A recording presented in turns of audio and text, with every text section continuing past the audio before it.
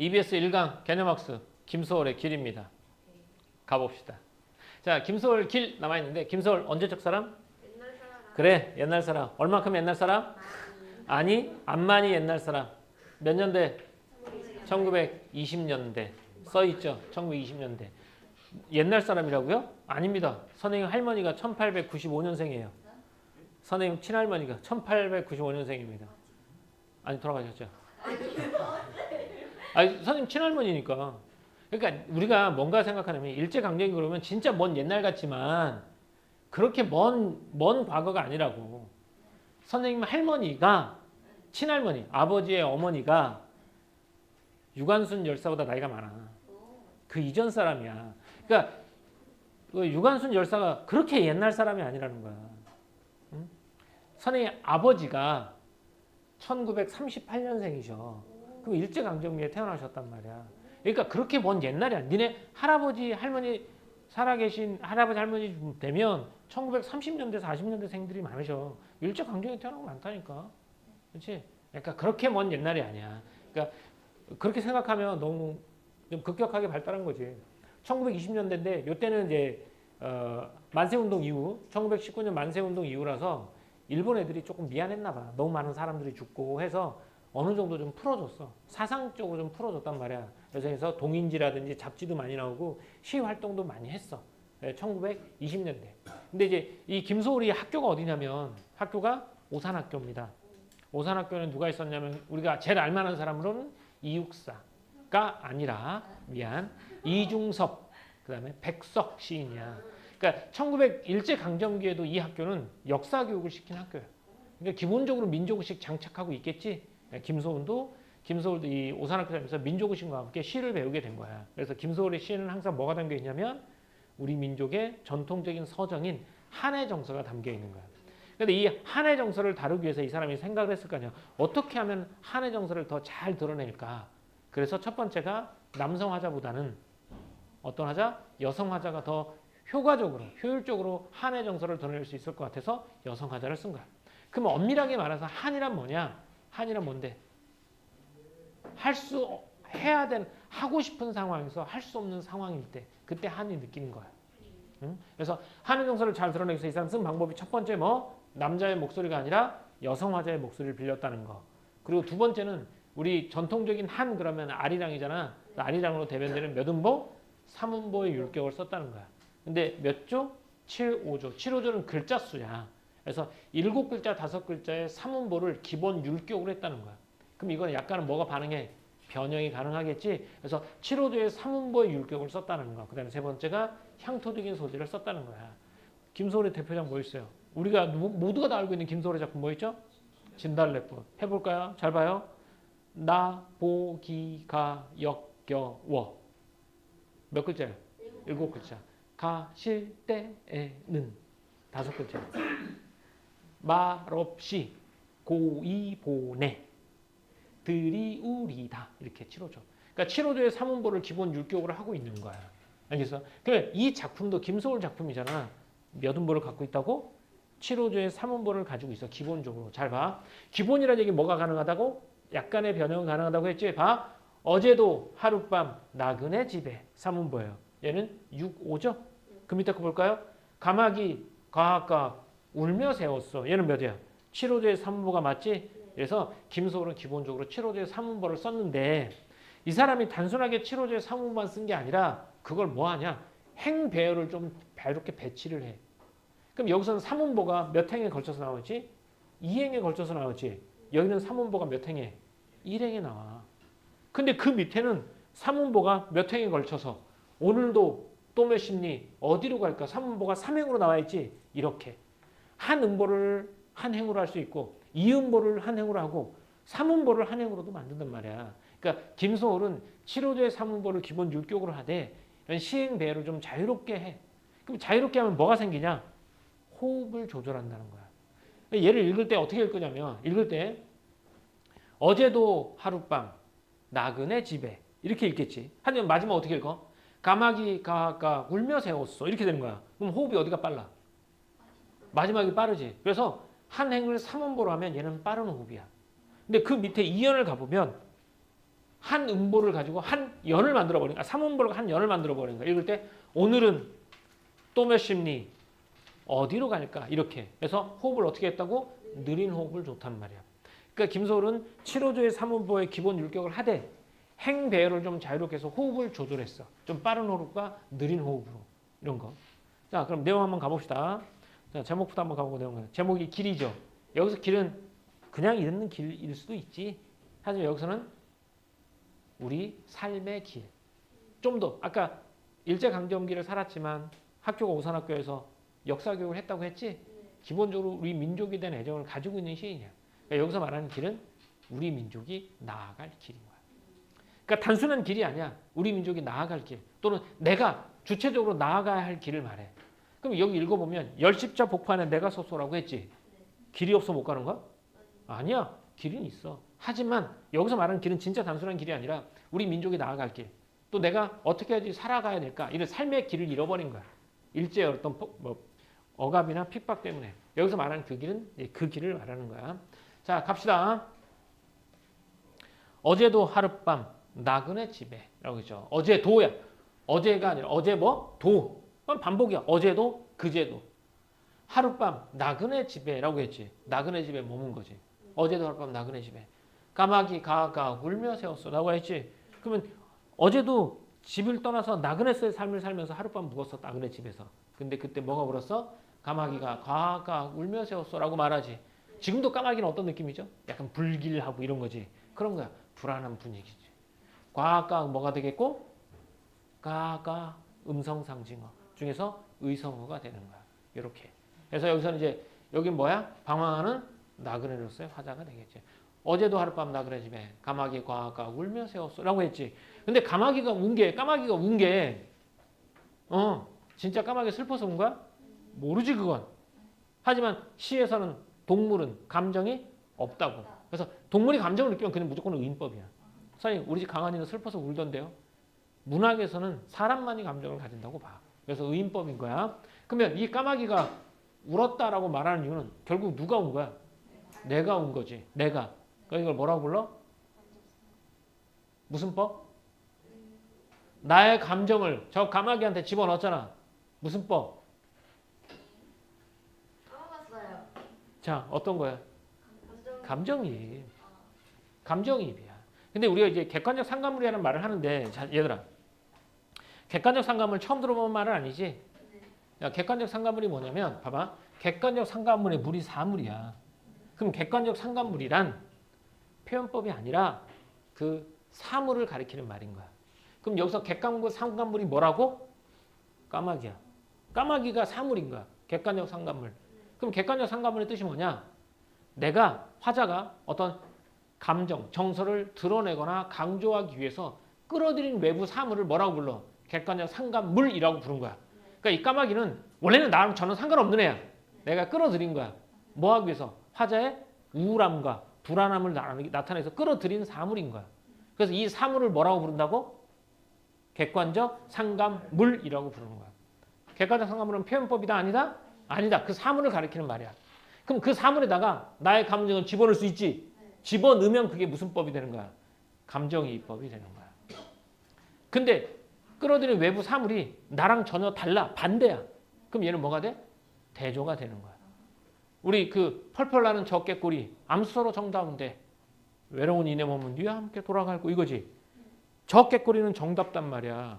근데 나는 외로워 갈 데가 없어. 대조지. 제가 진짜 정다운지 아닌지 알아 몰라. 몰라. 나의 정서를 강조하기 위해서 끌어들이는 사물이니까 저 꾀꼬리도 뭐가 돼? 객관적 상관물이 되는 거야. 그러니까 여기 이 작품에서 객관적 상관물이 두 개가 나와. 첫 번째는 화자랑 동일한 거. 그래서 감정이입. 알겠지? 여기 이해되니? 그래. 그럼 화자의 어떤 방황하는 나그네의 서름과 슬픔과 불안함을 뭘 통해서 저 까마귀라는 객관적 상관물을 통해서 드러낸 거야. 이해 됐습니까? 자, 오늘은 또 몇 십리 어디로 갈까라는 얘기야. 여기서도 오늘은 또잖아. 또. 그럼 얘가 그동안 계속 어떤 삶을 살았다는 거야? 나그네로서 삶을 살았다는 거야. 정책할 수도 없어. 어디로 가야 될지도 몰라. 이런 방향 상실이겠죠. 어디로 갈까? 이렇게. 그래서 결국 뭐 계속된 유랑된 계속된 유랑으로 고단 삶을 사는 거지. 그럼 여기는 오늘은 또 몇 시니? 어디로 갈까? 호흡이 느려 빨라? 느려. 여기는 빠른 호흡, 느린 호흡 이렇게 호흡을 조절하는 거야. 자, 그럼 이 사람 봤을 때는 갈 데가 있니 없니? 없어요. 갈 데가 없어. 내가 어떻게 해야 될지 모르는 거야. 진짜 길이 없는 건 아니야. 내가 우리 민족의 주체적으로 삶이 나아갈 길, 나의 주체적으로 나아갈 길 이게 없는 상태인 거지. 다음 산으로 올라갈까? 들로 갈까? 오라는 곳이 없어. 나는 못 가. 오라는 거지. 나는 나그네 처지야. 산으로 올라갈까? 들로 갈까? 물어보는 거지. 대답은 뭐라 그래? 오라는 곳이 없어. 나는 못 가. 이렇게. 여기 스스로에게 물어봤고 스스로 답을 했으니까 자문자답이 되는 거고. 여기서는 산으로 들로 올라갈까? 갈까? 이런 걸 뭐라고 불러? 유사한 문장 구조의 방법. 다른 말로는 유사한 통사 구조의 반복. 그러니까 통사 구조, 문장 구조란 말 그대로 구조, 문장의 구조가 반복된다는 거잖아. 문장의 구조는 뭐라 그래? 문장 성분의 배열이야. 문장 성분의 배열을 문장 구조라고 불러. 이게 반복되는 거지. 그래서 주어, 부사어, 서술어 또는 뭐 주어, 부사, 서술어 이렇게 문장 구조가 반복되는 거잖아. 그럼 여기서는 주어는 없지만 산으로 부사어, 서술어, 부사어, 서술어, 부사어, 서술어야. 문장 성분의 배열이 반복되는 거. 이걸 유사한 문장 구조의 반복이라고 해. 알겠어요? 자, 산으로 갈까? 들로 갈까? 오라는 곳이 없어. 나는 못 가. 방향상실이죠. 이렇게. 자, 갈 곳 없는 화자의 막막함이야. 그다음 말 마소. 말하지 마시오. 내 집도 정주각상 차가고 배 가는 곳이라고. 이렇게. 그러면 내가 가지 못하는 게 교통편이 없어서 못 가는 게 아니라는 거야. 배나 차로 갈 수 있어. 즉 화자가 갈 곳이 없는 곳은 고향에 가는 방법을 몰라서가 아니야. 여기서 길은 실제의 길이 아니라 나아갈 길, 삶의 길이라고 보는 거지. 알겠죠? 그러니까 정주각산 실제 지명이거든요. 평안북도 지역이니까. 그래서 여기는 구체적인 지명을 통해서 사실성, 왠지 이게 여기가 진짜인 것처럼 보이는 거야. 사실성과 어떤 향토적인 정서를 느낄 수 있는 거지. 이렇게. 그러니까 여기까지는 그냥 반복이야. 나 갈 곳이 없어. 갈 곳이 없어. 오늘은 또 어디로 갈까? 방향상실.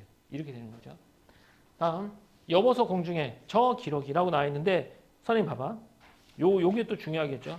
여보서 불렀지. 공중에 저 기러기라고 했지. 그럼 여기서 기러기를 뭘로 설정한 거야? 아니 여보서 저 기러기 여보쇼 저 기러기 뭘로 설정했다고? 가지 다시 아니 그런 거 뭐 너무 어렵게 가지 마. 그냥 뭐 앞에서 한 거 아니야. 여보시오 저 기러기 내 말 좀 들어봐. 기러기를 뭘로 설정한 거야? 그래 청자로 설정한 거야. 청자. 기러기는 사람 말 알아들어 못 알아들어? 못 알아듣지. 근데 사람 말을 알아듣는 존재로 했지. 무슨 법? 의인법. 그렇지. 사람 말을 알아듣는 건 사람밖에 없어. 의인법이면서 기러기를 뭘로 설정했다? 청자로 설정한 거야. 청자로 설정했기 때문에 뭐 하는 방식? 말을 건네는 방식이면서 의인법이 되는 거야. 그런데 저 기러기 뒤에 뭐가 나와 있냐? 공중엔 길이 있어 잘 가는가? 그러면 저 기러기가 막 날아가고 있지. 걔는 목적지를 향해서 가고 있는 거야. 그래서 야 저기 날아가는 저 기러기 공중에 길이 있어서 잘 가니? 뒤에 생략된 말은 나는 못 가는데 이거야. 그러면 저기서 말하는 저 기러기는 화자의 처지가 어떻게 되는 거야? 대비되는 존재. 나는 못 가잖아. 앞에서도 어디로 가? 방향상실이잖아. 그래서 화자랑 대비되는 존재야. 그럼 얘를 끌어들였지. 공중에 잘 가는 기러기를 끌어들여서 화자의 어떤 것을 강조한 거야? 그렇지. 어떤 상황? 갈 곳 없는 상황을 강조하기 위해서 잘 가는 기러기를 끌어들인 거야. 그러면 화자의 갈 곳 없는 방황을 강조하기 위해서 끌어들인 외부 사물이니까 쟤도 뭐가 된다? 객관적 상관물이 되고 여기에 쓰인 표현법은 뭐가 된다? 대조가 된다 이거야. 앞에 있는 까마귀는 화자의 감정을 집어넣기 때문에 감정이 여기서는 화자랑 대비되기 때문에 대조. 공통점이라면 걔네 둘 다 뭐라고 부를 수 있다? 객관적 상관물이라 부를 수 있다. 이렇게. 지원아 객관적 상관물 이해되니? 이렇게 되는 거야. 그리고 저 기러기 공주행 길이 있어 잘 가니? 라고 말하지. 그래서 가는가? 의문형음을 통해서 어떤 자조적인 태도. 자조적인 태도가 뭐라 그랬죠? 원래 자조 그럼 뭐야? 자조가 뭐야? 자조. 자기를 비웃는 걸 자조라. 나 병신인가 봐. 난 왜 이렇게 멍청하게 살았지? 아 나는 진짜 얼굴 빼고 봐줄 게 없나 봐.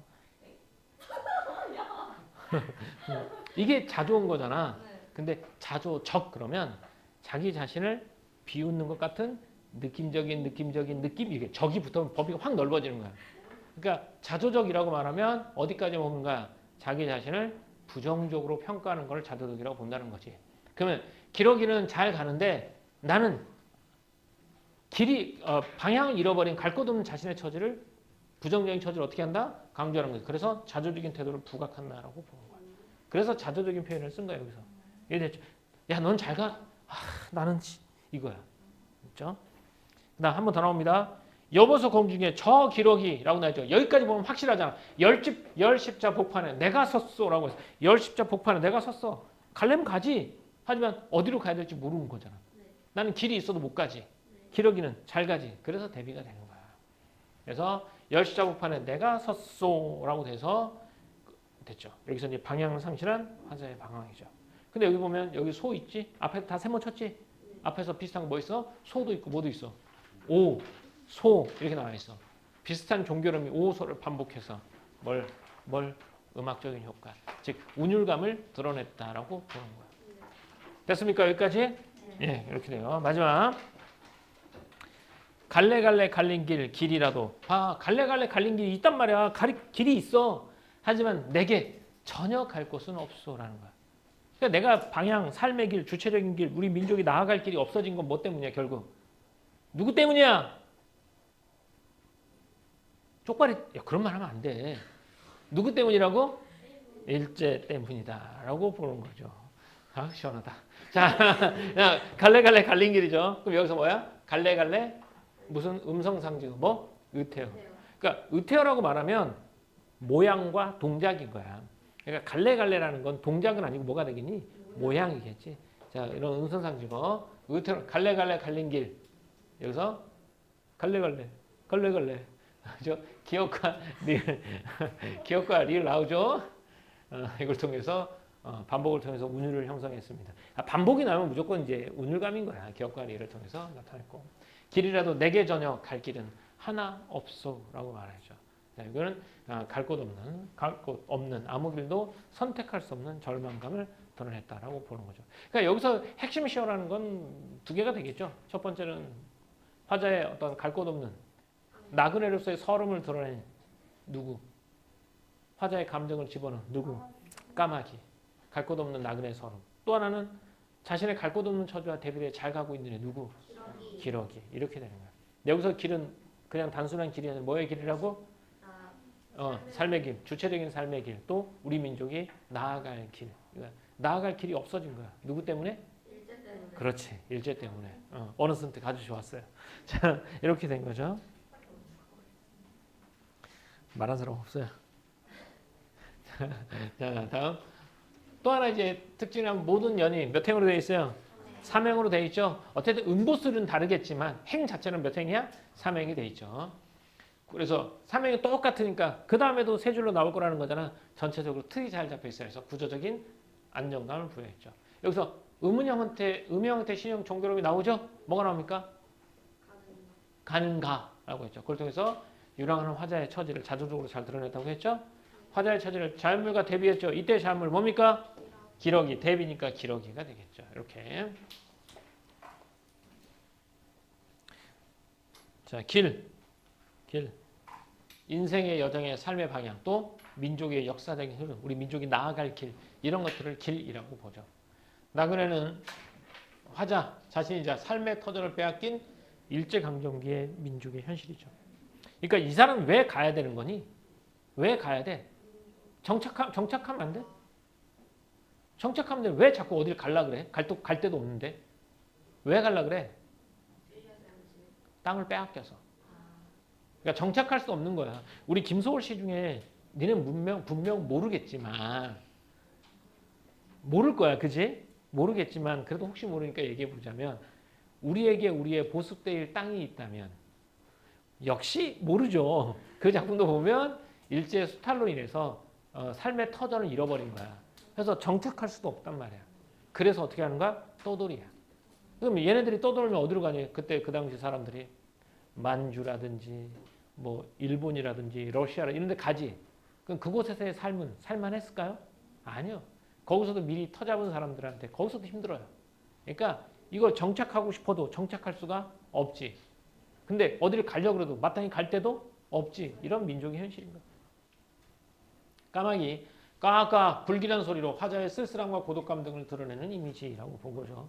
이거는 학교에서 한번 봐야 될 것 같아요. 이걸 까마귀를 감정이입으로 보는지 아니면 그냥 단순한 배경인지 한번 그래서 마지막에 노트 필기한 거 한번 보도록 합시다.